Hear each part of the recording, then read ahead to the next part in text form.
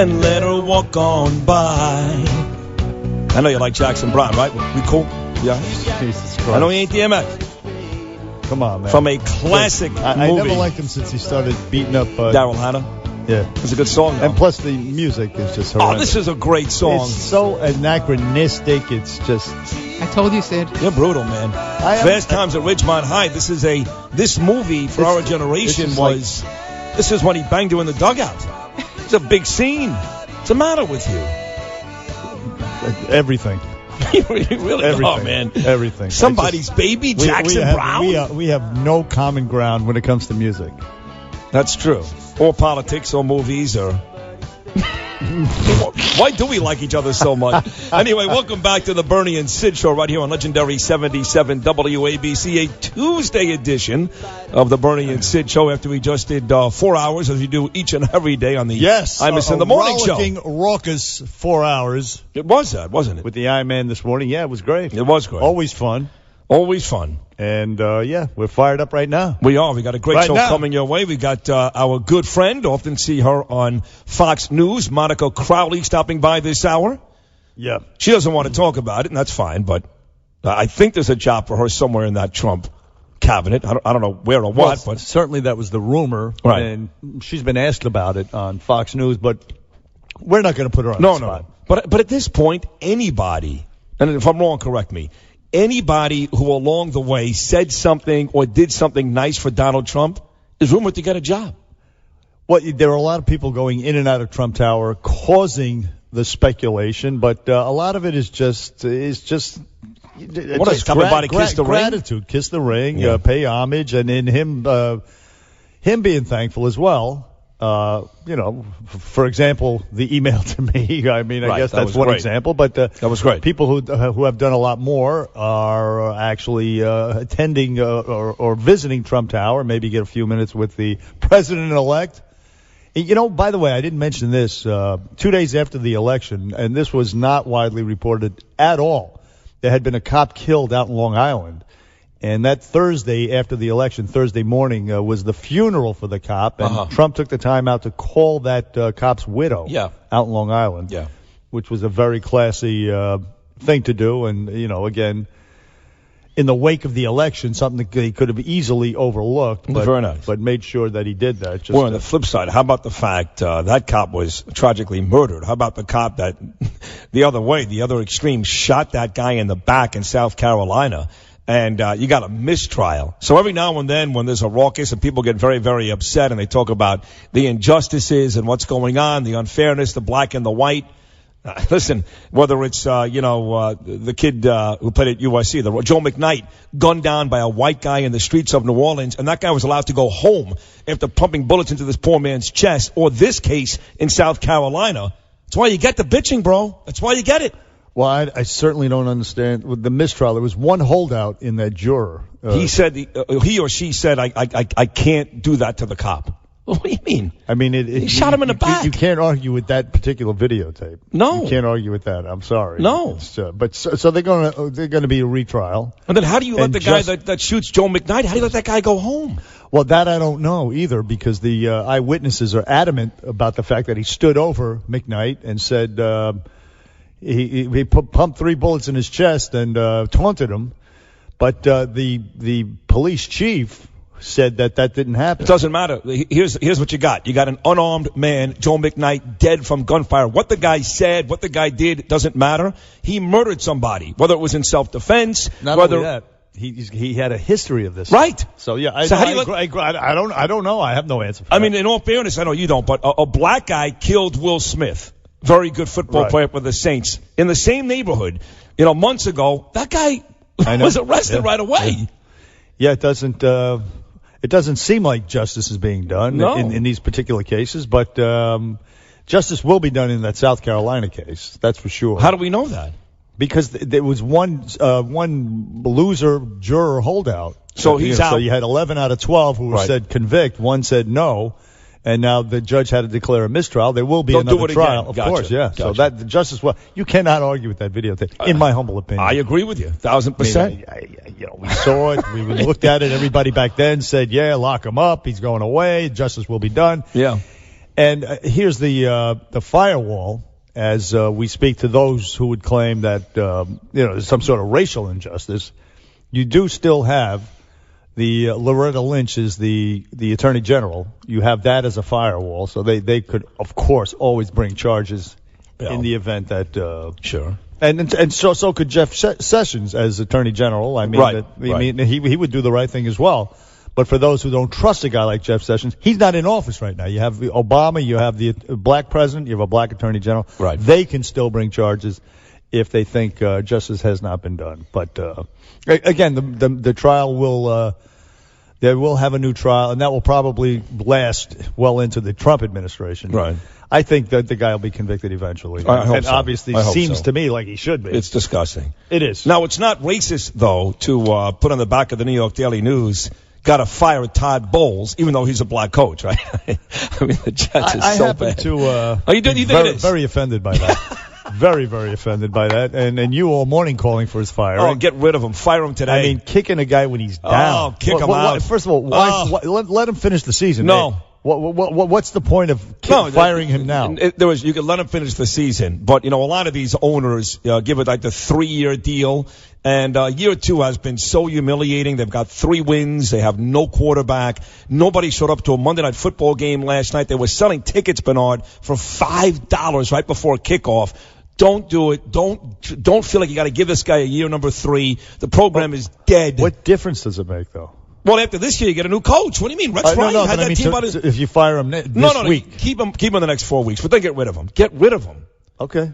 I mean, the guy punted down 2 scores with 6 minutes left again. I'm not even a Jet fan against the Steelers. You hear his post-game comments. I play on Imus all the time. He's lost. He sounds like a very nice man.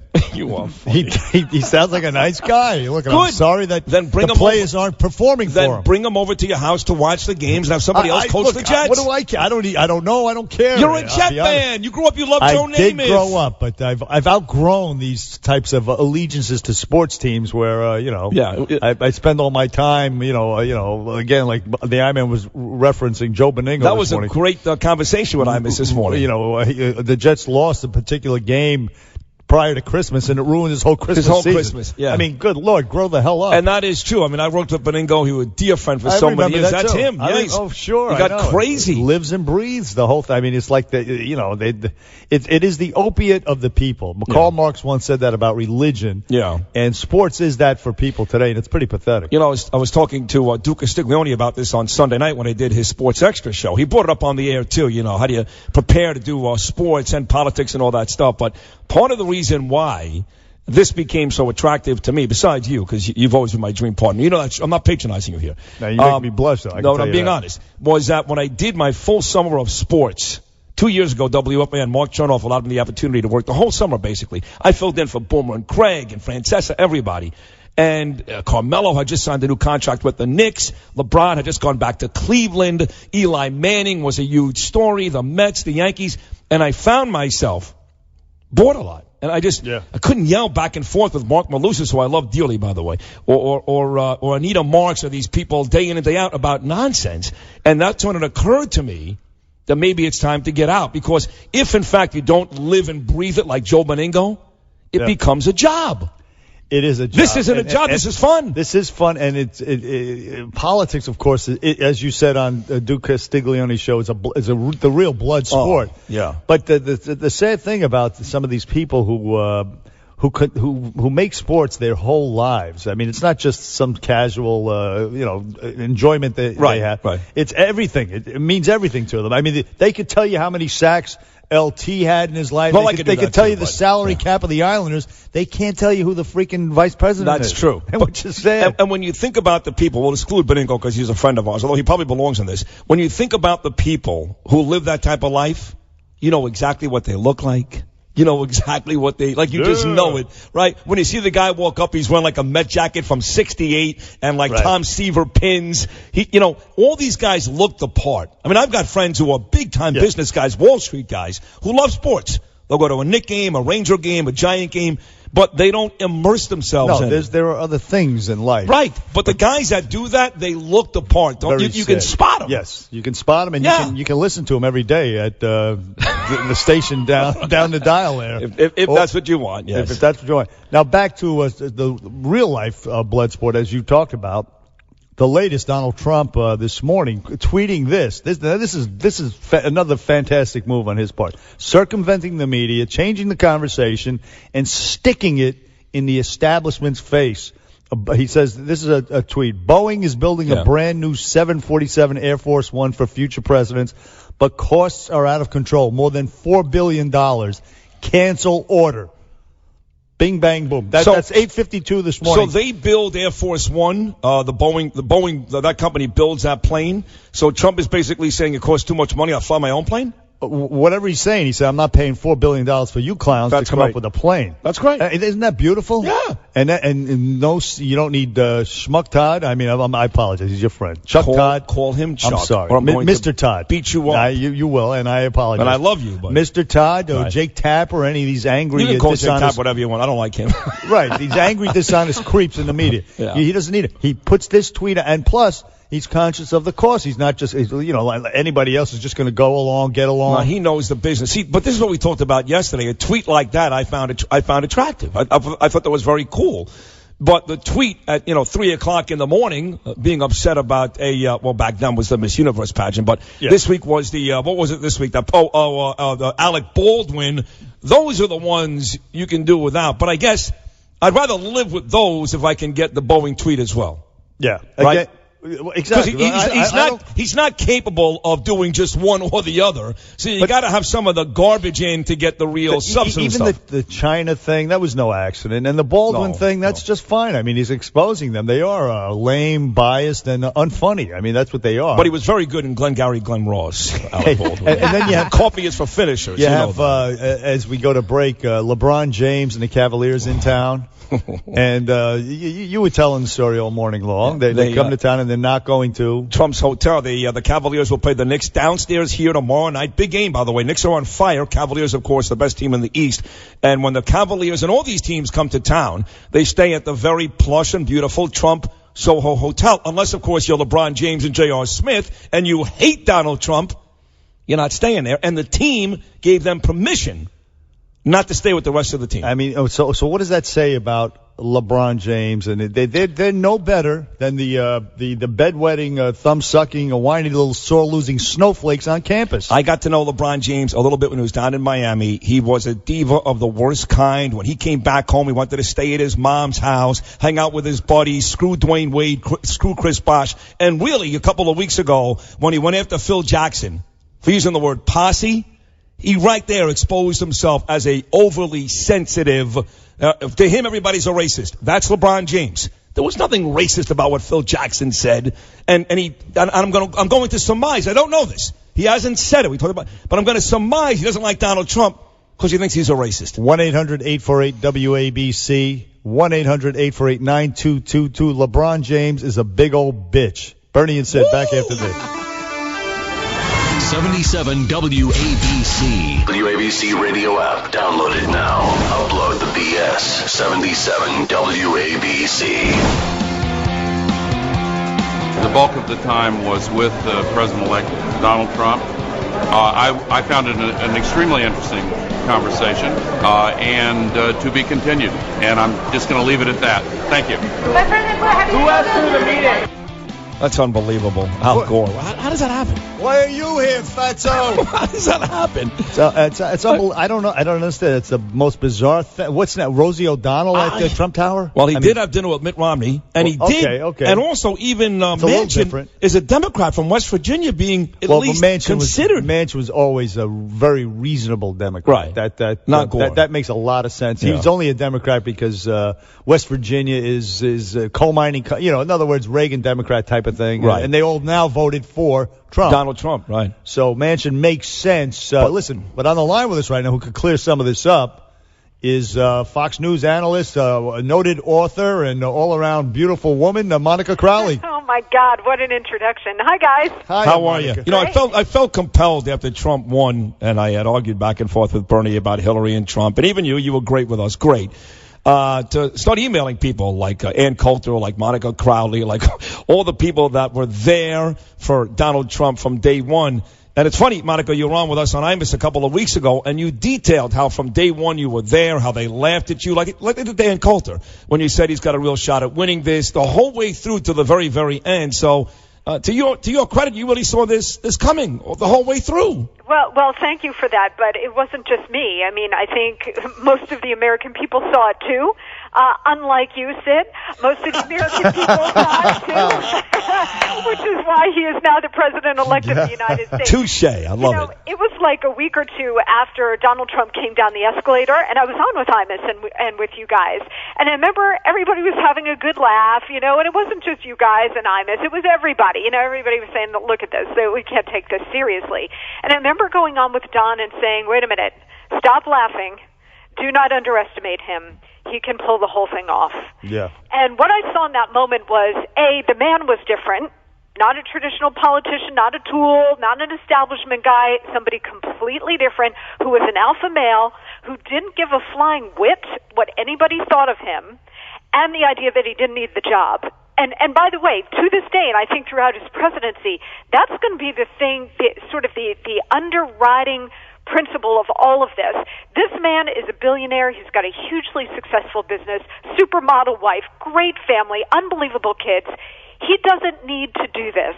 He is doing this for the American worker and for the country, to get this country back on track. Therefore, he doesn't care what anybody says about him. You think he gives a flying whit what the New York Times really says? No. He plays with the New York Times on Twitter and so on, but he doesn't care. He's got his eyes on the bigger prize, which is getting this country back to its traditional engine of economic growth, to its place of prominence in the world, where we can actually exert leadership and not be ashamed to do it. Couldn't agree more, Monica Crowley. He's an alpha male, a leader, politically incorrect. The rest of you be damned. And to those who say, oh, yeah, but he's a narcissist, that's why he's doing it. Well, if that's the case, narcissists he wants to have a good legacy. So, yes, he will try to make this country great again, selflessly, if for only his own reputation, he will do it. And by the way, on the question of narcissism, if narcissism were a bar to the American presidency, we wouldn't have had one ever. Well, that's true. But the one thing I will say, though, is where you say he doesn't care. And this, to me, doesn't mean he'll be a good president, bad president.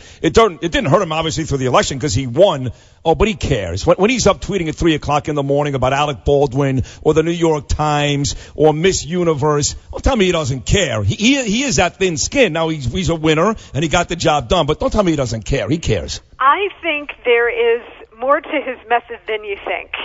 I mean, look, and nobody wants to be, constantly mocked on Saturday Night Live. Not any president, even ones with great senses of humor, like this one does. The incoming president has a great sense of humor.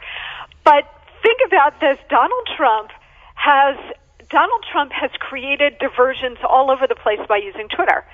So maybe when some sort of negative story comes out or something that's unfavorable to him, he will tweet something like Alec Baldwin on SNL. Does that mean he necessarily cares or is bothered by it? Maybe a little bit. But I think the press, which takes themselves so seriously, runs after the shiny object. Oh, yeah. Look what Donald Trump said about flag burning. Doesn't he know we have a First Amendment? Right. Of course Donald Trump knows. But has there ever been a time, I know you're his biggest supporter right there with Bernard, and you love him, and believe me, I hope he's going to be great. For my 2 kids' sake, I really do. But has there ever been a time, Monica, where you said, you know what, he probably shouldn't have tweeted that. That was kind of stupid. Ever? Well, you know what, in the beginning, sometimes before he fully smashed the existing model of dealing with the press and not caring about political correctness, there may have been a moment or two, Sid, when I went, I don't know. Right. I don't know. But what he proved was, the majority of the American people don't care, and they find it refreshing that you actually have a leader who will tell the truth and deliver on his promises. I mean, this carrier deal, saving 1,100 American jobs, criticism on the right and the left has been very muted. And it's been muted for one reason, because they know he's creating a whole new economic model here that puts American workers and American taxpayers first. And that he's already delivered. The guy hasn't even clocked in yet into the Exactly. job. It's like Ronald Reagan with the Iran hostages. Before he even gets into office, they're already plotting to release them because they know he's coming into office. New sheriff in town. That's right. And speaking of which, and there is a danger with him tweeting unfiltered. I mean, there are pitfalls. He could do something or say something that might potentially be stupid. However, this tweet this morning, Monica Crowley, this one about Boeing, Boeing is building brand new 747 Air Force One for future presidents, but costs are out of control, more than $4 billion. Cancel order, Donald J. Trump. I mean, that's brilliant. I mean, he circumvents the whole dishonest, creepy media, and he gets that message out. But we're all about saving money, a nation of suckers no more, and that goes for you too, big business, Boeing. That is exactly right. The reason that tweet was so genius, everything you laid out, Bernie, is absolutely true.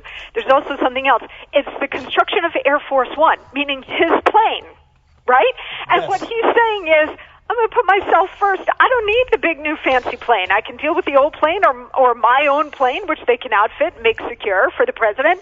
I don't need the gazillion-dollar new plane. This is about the country. This is not me about being in a fancy plane. And by the way, Politico has a brand new poll out on the carrier deal. And to that point, Bernie, what it shows is that the carrier deal put him in a whole new favorable light, including with a lot of Democrats and independents. 60% approve of what he did. This is political and economic dynamite. But to your point, 56% of voters said it is appropriate for the president to negotiate directly with companies on a case-by-case basis. 62% said they would approve of the president offering tax breaks and incentives to businesses if it means jobs stay in the U.S. So what you're seeing is a majority of Americans now approving of Donald Trump's economic approach. Monica Crowley, the great Monica Crowley here with Bernie and Sid. Hey, give us your insight on the Secretary of State deal. We thought we were down to the final four. We thought Romney actually was looking pretty good a couple of nights ago, and Giuliani or Bolton or Petraeus or any one of these folks. Now it looks like there's like 8 or 9 people up for the job. Who do you really think Monica Crowley has the inside track? I have no idea. I wish I could. Honest, not fair. I have no idea. I mean, look, Donald Trump is so genius at this, at putting on a show. Now, I genuinely believe he doesn't know, and I genuinely believe he's going about this in a very systematic. Do you genuinely believe that do you genuinely believe there was a time when he really considered Romney, or was he playing with Romney to get back at him before the things that Romney said about him last year? No, I think he was seriously under consideration, and I still think he is. I think he's impressed with Romney's intellect, his negotiation skills, his regal bearing, which is what you want, representing the United States around the world. I think he was impressed with all of those things. I think they had some issues to work out. You break up with somebody and you negotiate and getting back together. I think a lot of that was happening. I also think he's serious about Rudy still. David Petraeus, Senator Corker, there are others in the mix. John Bolton, who would be an extraordinary Secretary of State, who would not just handle the diplomacy perfectly, but also reform the State Department, which needs major reform because it's really got these entrenched anti-American and anti-Israel interests in there. So Bolton would be amazing. He was in there this week. I really think that Trump understands that is the most important cabinet position, along with Attorney General, arguably, and he wants to take his time. And also, I think he's enjoying the spectacle a little bit. I mean, he's building huge suspense, and the guy is a great showman. There is that, Monica, but there's also the question of substance. Now, I happened to bring this up on Fox News on Thursday on Outnumbered, the fact that he campaigned on learning the lesson of the Iraq War, that it was a huge mistake, no more nation building, no more regime change. I heard Tucker Carlson talk to John Bolton about it on Friday night.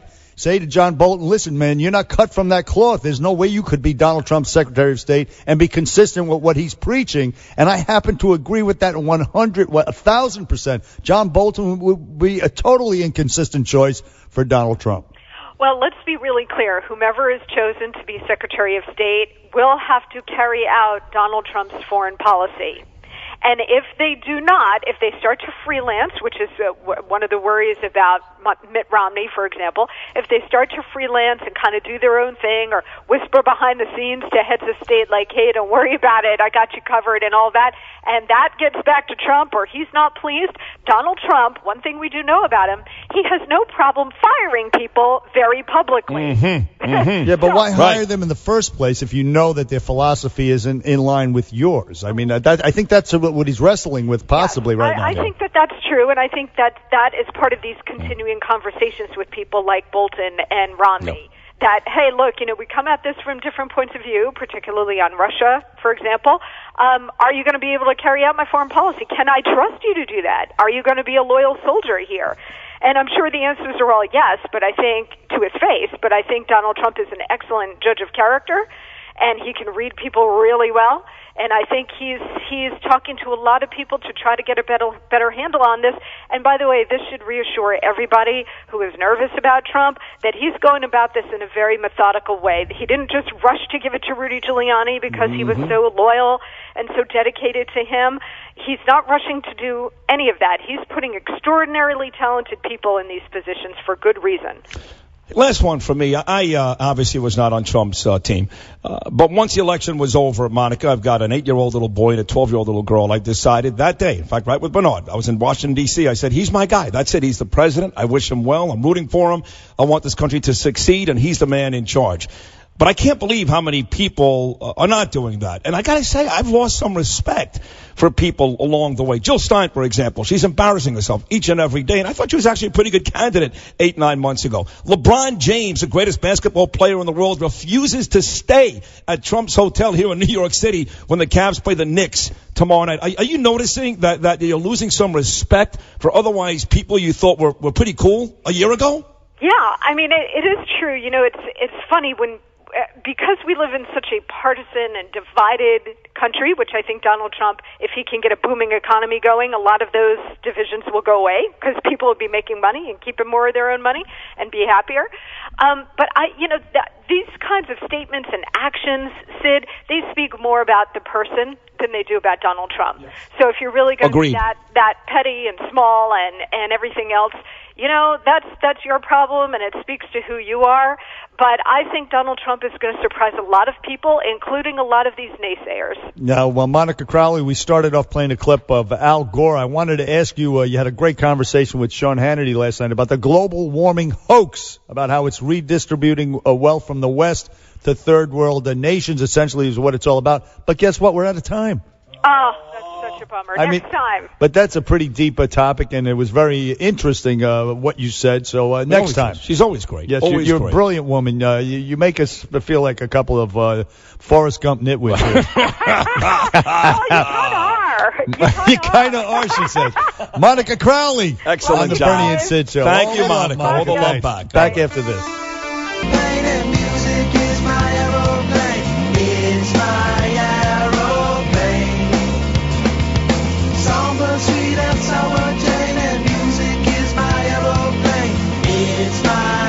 Back with hour number 2 of the Bernie and Sid Show here on 77 WABC. Curtis and Kubi come your way next. I want to thank Fox News' Monica Crowley. Did a great job in the first hour today. And for the most part, this hour will be commentary and opinion from me and Bernard. And your phone calls at 1-800-848-WABC. That's 1-800-848-9222. And I guess, talking about Donald Trump, I guess the biggest news out of yesterday was that Dr. Ben Carson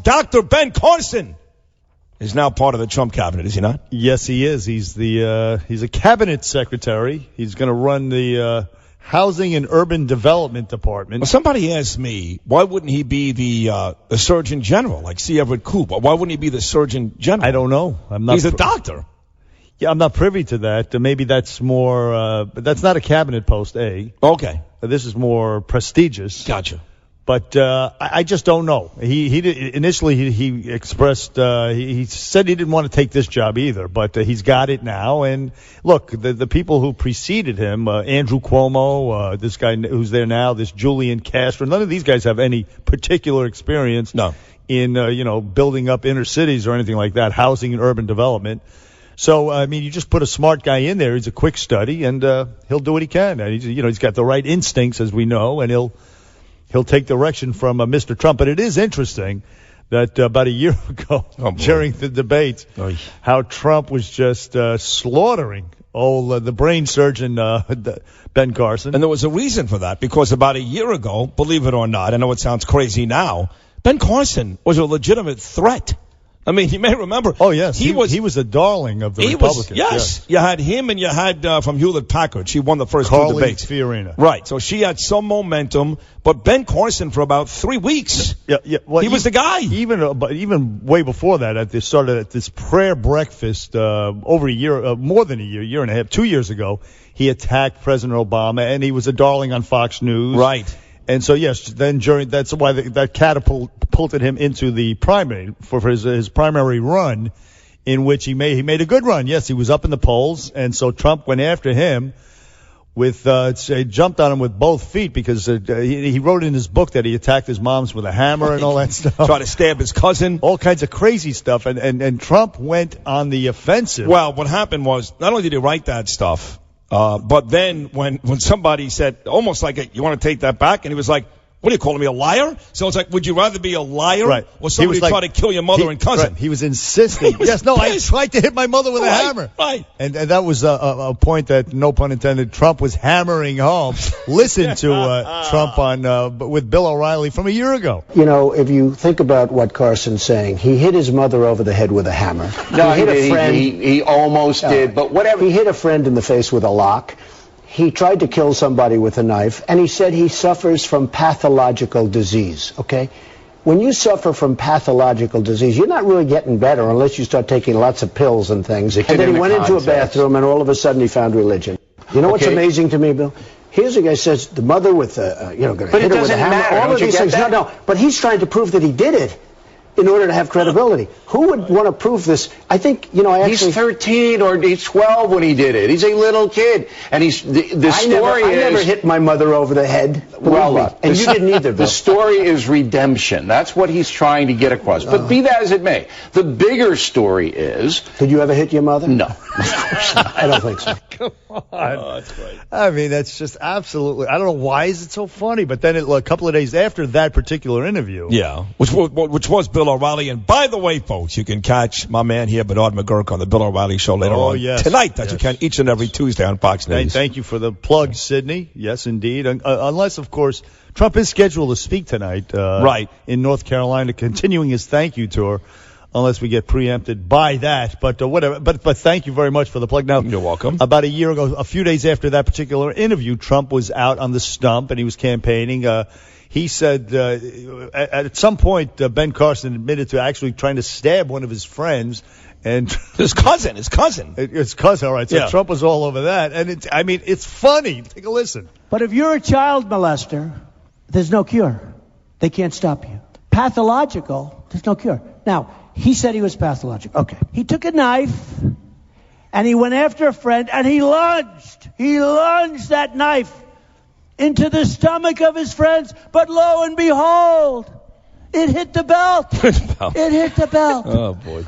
And the knife broke. Give me a break.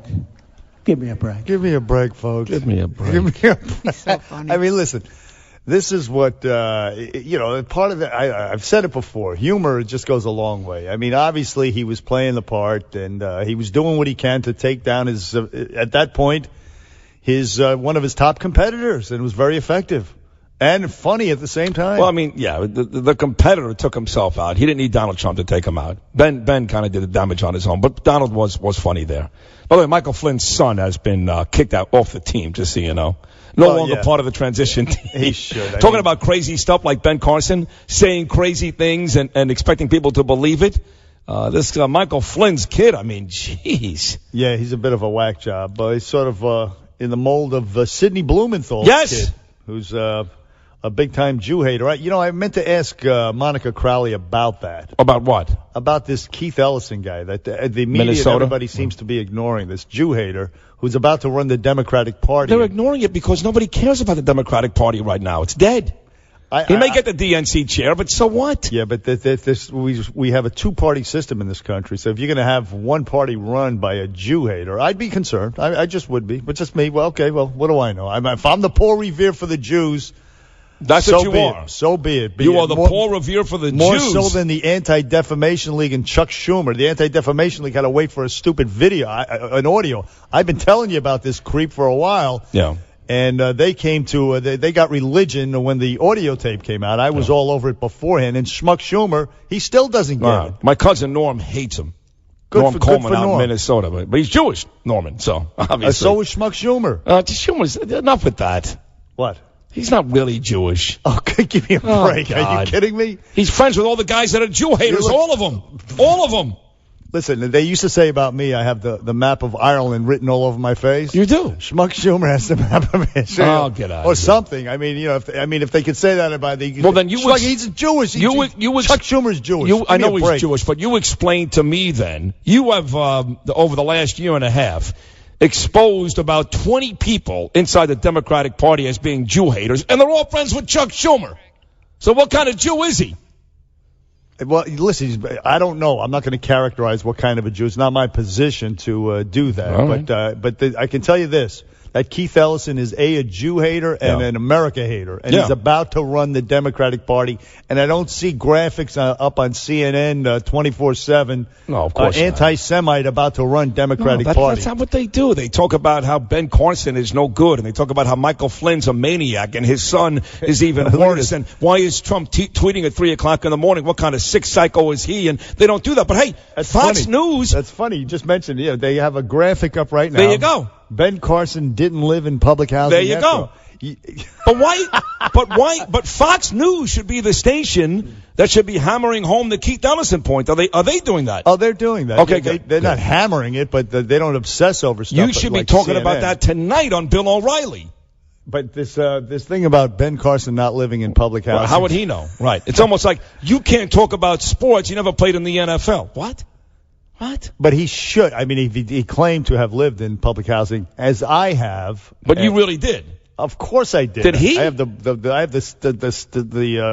scars to prove it. Yeah. Are you kidding me? But he didn't live in public housing, Ben Carson, right? Well, I guess he claimed he did at some point. But let's go to Craig from New Jersey. Craig is on with Bernie and Sid on WABC. Good morning, Craig. Good morning, fellas. How y'all doing? Hey, we could be worse. TGIT. That's what I say. Yep. Okay. My whole thing about the tweeting that is done by the president-elect is it kind of looks like he's manipulating the market. If I had Boeing stock right now, I don't think I'd be too happy about what he just tweeted out. I don't think Trump would have to benefit financially if what your accusation holds any water. No. Well, what about people he knows? I mean, he knows a lot of people, his children. I mean, think about this. He can go on and say, hey, look, I'm going to tweet out something about this company negative. When the stock drops, you buy. I'll tweet out the next day something positive. It'll go back up. You make money. Listen, that would that would be plausible if these people were like the Clintons. In other words, they were destitute when they came into office, and they're looking to make money. Trump is a billionaire several times over. He doesn't need to make money. So there's absolutely no more. He's looking to save the country money.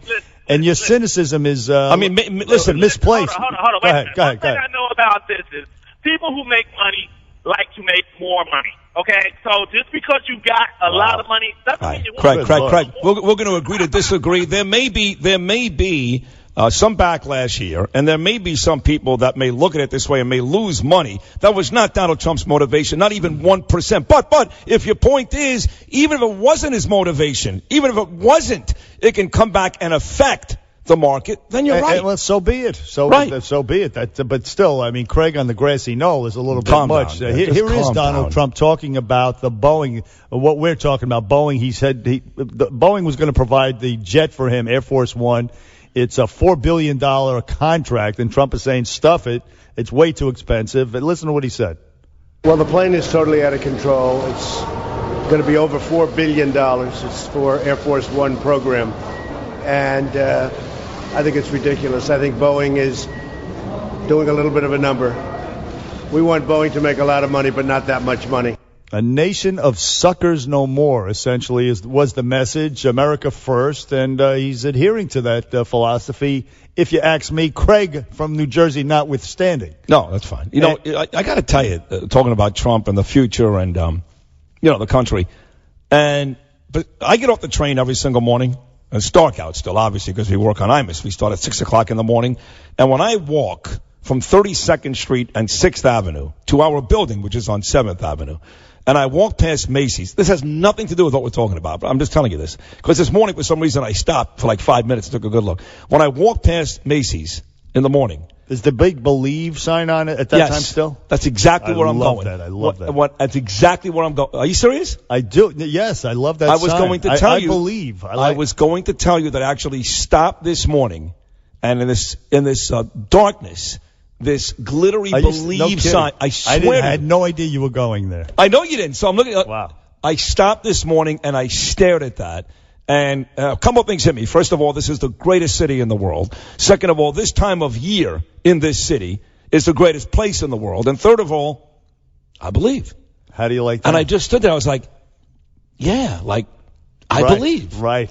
See that? The optimism. You're feeling. Morning in America. Sid Rosenberg is feeling it. Absolutely. I have goose pimples, Sidney. 1-800-848-9222. Listen, speaking of which, Rosie O'Donnell is apologizing to the Trumps. And we have other athletes, big-time athletes, weighing in on LeBron James, saying he might not go to the White House if the Cavaliers win the championship because of Donald Trump. 1-800-848-9222. Bernie and Sid back after this. Trump appointed Ben Carson as his Secretary of Housing and Urban Development. So that means that Trump talked with Ben Carson and Al Gore in the same day, which is it's kind of like popping an Ambien before you watch the Weather Channel. Here you go. The Weather Channel. Used to be exciting. Sam Champion was there, and Blair Z, I think, was there at some point, right? And they used to have a conga line of attractive weather chicks. Blair was one of them. She's on Good Morning America now. But you're right, they used to have those. I don't think they have many more now. Now it's like dudes. Now you got to have all this whatever. I mean, you have to know stuff, right? You actually have to have a meteorology degree. No, or you something. don't. No, you don't. No. You think Bill Evans has one of those? Yes. Bill Evans. I think he's got a nice suit and a good smile. And he's kind of funny. No, he's a brilliant guy, too. Is he brilliant? He really is smart. Let's talk about this for a second. When you talk about the word brilliant, okay? Yeah. I'm going to go with a guy like Hawking, for example. He's a brilliant guy. Are you telling me Bill Evans is on the same intellectual level as a guy like Stephen Hawking? You can have a sense of humor and be a knucklehead and be very, very intelligent. The two are not mutually exclusive. I agree with you. If I may use an intelligent-sounding term. Very good. Yes. So yes. Bill Evans is that smart. So you think he's like a Mensa, like a genius? I didn't go. Listen. Don't put words in my brilliant. mouth. He's brilliant, but a genius and brilliant are, well, I guess on the spectrum, you have genius, and then somewhere short of that is brilliant. And he's a very smart guy, okay? Before we're done with this segment, he will be kind of bright, I guess. A freaking moron over here. They said Bill Evans guy. He told me it was going to rain. Oh, I got these boots and galoshes here. Either way, his nickname is now Rain Man. He is. When I was years ago, they never had women doing the weather when I was growing up. Though it's always like Frank Field, and Al Roker, and Lloyd Lindsey Young, Tex Antoine. One of the greats. Greatest quote ever. Not one of the greats.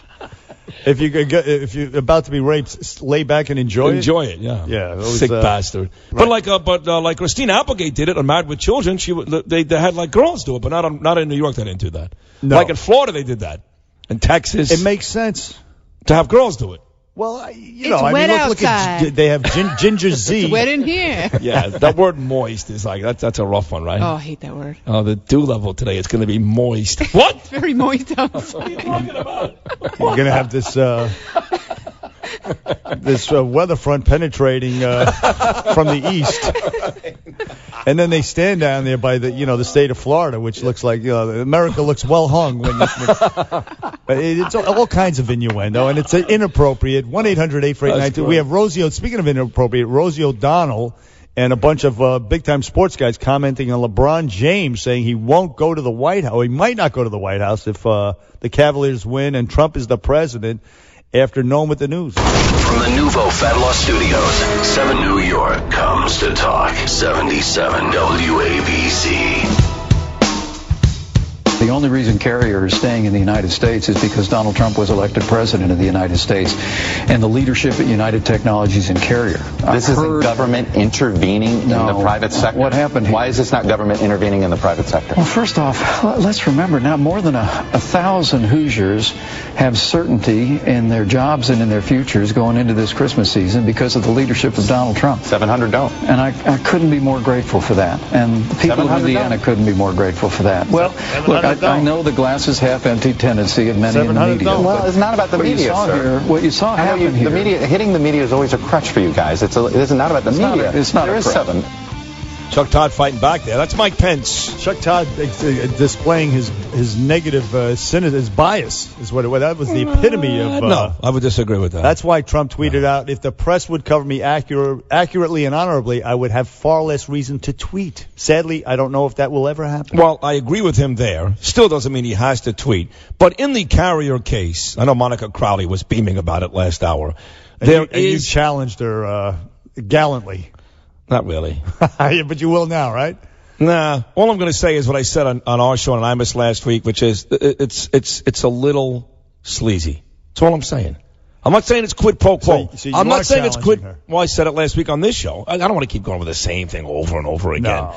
But I said last week on this show that it happens in Indiana, where Mike Pence is the governor of the state. Trump has a personal phone call with the guy who owns the company, and all of a sudden 1,000 jobs stay. Again, I'm not going as far as quid pro quo, but it's a little sleazy, that deal. I'm just telling you. Yeah. They did offer incentives, yes. No. They, believe it or not, the liberal channels today, are claiming quid pro quo. It's about time somebody took charge and started saving American jobs. It's a little sleazy, bro. That's all I'm saying. Not at all. I was okay with Chuck Todd. Not in the least. Oh, yeah, it is, a little bit. No, Chuck Todd was complaining that 700 jobs are still going to Mexico. Which is not true. It's actually 2,000. But that was his beef. It wasn't that the deal was sleazy. Is that it wasn't sleazy enough. According to Chuck Todd. Because the way it was presented, that they kept Carrier in. First of all, every air conditioning job is still leaving. No AC jobs are staying here. They're all going to Mexico. You have some heating guys that are staying here and some technology guys. Thank God. Yeah, listen. God bless. I get it, but Carrier is not staying here. And by the way, Carrier even said, we'll keep these people here, but don't lose sight of the bigger story, which is it still makes sense to leave. You got to fix that. He actually said that, Carrier. He said it still makes sense to leave, and maybe Trump will fix that. I hope he does. It sounds like between that and Boeing, he's a hands-on guy, and he's looking out for Americans and businesses. Between Carrier and now Boeing, he has certainly taken a hard stand, which is good. And we're going to have this pro-America energy policy. The regulations will be lifted. We're going to exploit our own natural resources. As we should. We've been handcuffed by these do-gooders down in Washington, D.C. who want to unilaterally save the climate by just handcuffing America. God, it's enough of that. I know, right? I'm sorry. So listen, but there's one guy to blame for all this. So you know that, right? You want the guy to blame? Al Gore. No. Who? LeBron James. Well, yeah, we could go to LeBron, but first let me tell you about Madonna. Remember last we heard from Madonna, she was she was at an Amy Schumer concert, and she was saying this. If you vote for Hillary Clinton, I will give you a blowjob. Yeah, I voted for Hillary, and I actually said no thanks. And well, that's your prerogative. Well, I got a beautiful wife. I don't need Madonna. Well, that's very nice. She must be listening right now. But I'm not sure she is, but just in case. So, anyway, she reneged on that little promise anyway, the tease, the CT that she is. Of course. I mean, she'd have to blow like how many millions of people voted for Hillary Clinton? Blow somebody. More than Dennis Rodman and Jose Canseco. You got to pucker up, babe. Look, it doesn't matter. You make that kind of a pledge. Lockjaw. She'd definitely have lockjaw. And by the way, my God. It would be some of the smartest things that ever came out of her mouth. Pretty much, because look, she just gave an interview to Billboard magazine, and this is what she said. They said, "How did you feel about the outcome of the election?" She said, "It felt like someone died. It feels like women betrayed us. The percentage of women who voted for Trump was insanely high. Women hate women." She said she was in shock and that she hasn't had a really good night's sleep since he's been elected. Poor old Madonna. Ambien. These are my people. These are my people. They were the people that were going against Donald Trump, and I loved them for 19 months, and now they've completely turned me off. I'm nauseated by all of them. I really am, because as you know, I made the switch very, very quickly and said, okay, Trump's the guy. Let's do this. These people like Madonna, Chelsea Handler, LeBron James, and millions of others really they're pathetic. They're pathetic. And speaking of pathetic, another one, Rosie O'Donnell. She's now coming around a little bit. She tweeted, of course, she retweeted some fake news about Barron Trump, Trump's kid, 10-year-old kid, that's not right. having being autistic, which was a really low blow. But Melania. Well, she didn't tweet it originally. She retweeted. That's what I said. She Right. retweeted the YouTube link and said that, oh wow, Barron Trump has autism. And so anyway, she ends up now. She tweeted out an apology. I apologize to Melania Trump. I was insensitive in my retweet. I'm sorry for the pain I caused. It was not my intent. I'm truly sorry. But of course. Well, hold on. The new Donald Trump, who's willing to have dinner with Mitt Romney, who's willing to basically let bygones be bygones. I'm sure he heard that. I'm sure he was very nice. Absolutely not. Somebody caught up to him in Trump Tower yesterday. No, this is what he said. Oh boy. Well, Rosie O'Donnell's disgusting. She's a slob, and I'd look her right in that fat, ugly face of hers. I'd say, Rosie, you're fired. You know, I mean, the olive branches only go so far with Mr. Trump. You know what I'm saying? I'd like to see him stand in front of Todd Bowles and say the same thing. Hands off the kids. You're fired. No, you can't do that. That's the bottom line. That's gross. And gross. So, yes. So, and also, said this is interesting news, perhaps, to people like you and I guess Madonna. Mm-hmm. Madonna spurred this story to come into my hands. Adults, there was a study. Adults who remove all their pubic hair are 440% more likely to get an STD. Yeah, that's because if you're not with one significant other, like I've been for 24 years, and you're with somebody else, if their lips or their body touches your skin, odds are you will get it quicker. The hair actually serves, I guess, as a blocker, basically. Well, this is more anecdotal than they didn't do a study as to why. They're just saying these are the results. Well, how many people did they talk to? Well, they talked to 7,500 adults in the United States between 18 and 65. And by the way, of that amount of people, 84% of women say that they manicure their bush. Right, absolutely. And only 64% of guys, but 84% of women do it, and 64% of guys. Well, I'm one of that 64%. I shave my balls every Thursday. I don't miss it. I don't miss it. And for the most part, there's a true story. What I do is I take the it's like the little buzzer. We need that as a promo. And I bend over and I start with my why every Thursday? Why not?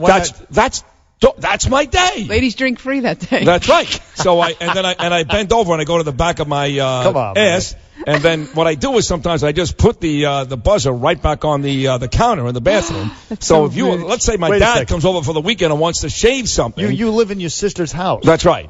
For now, I mean you're about to make a move. Right. But that bathroom is kind of my bathroom, so no one else goes in there besides my wife and my kids. And my dad, when he comes over for the weekend, and he uses my shaver, and it smells like ass. Oh.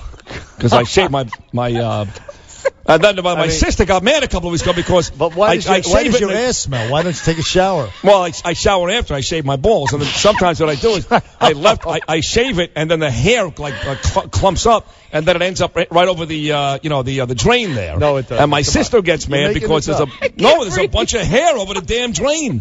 And then we get flooding issues, and I just peed myself. I'm just telling. Listen, every Thursday it's a big deal. I'm trying to tell you that you are more in danger of getting an STD. No, I'm not. I'm with the one girl for my whole life. What are you talking about? I'm according to the study. No, that's for people who are out there messing around. You got to leave it hairy because you don't want skin touching skin. Well, they say that grooming may cause epidermal skin micro tears, which may increase the risk of STDs. That's what I'm saying. Right. That's why. And but if you're with the same partner, clean yourself. There's nothing more. Let me tell you something right now. There's nothing more gross than a guy and or a girl who's got a jungle down there. It's disgusting. And if you want your wife to do it, but you don't do it, then you're selfish. Apparently, it's nature's way of protecting the individual. Okay, but I don't need protection. I'm with the same girl. All right, that's nice. But I'm talking to people out there beyond you. What about waxing? Is it just shaving? Yeah, no, it's waxing. Oh, darn it. And you. It increases the risk of chlamydia, syphilis, warts, and gonorrhea, et cetera, et cetera. So, never had those, though. But they say, again, in addition to what I just said about the epidermal micro tears, they can say whatever they want. Shave your another ass. possible explanation. Shave it. Just shave it. It's disgusting. To your point, another possible explanation for our findings, individuals who groom may be more likely to engage in risky sexual behaviors than those who do not groom. No, I think it's people are willing to engage in sexual behaviors with people who are clean down there and not nasty and hairy. Is what it comes down to. Well, listen, this is I brought this to your attention and everybody's attention. Do you shave every week? I'm not. It's none of your damn business what I do. You know, I mean, I have a little more. I volunteered every Thursday. I know you did. I shave my head. Right. Which one?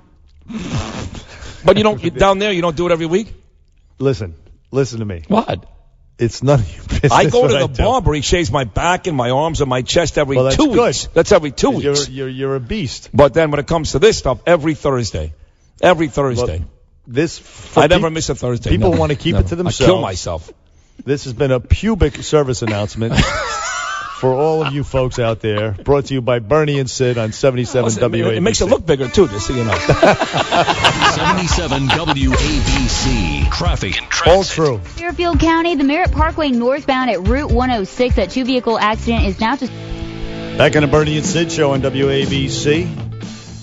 Oh, wait, what a great show. Monica Crowley was fantastic. I just peed myself. It was so funny. That was too much. I'm still not quite over it. We have Mike Huckabee on tomorrow. Oh, can you ask him if he shaves his balls, please?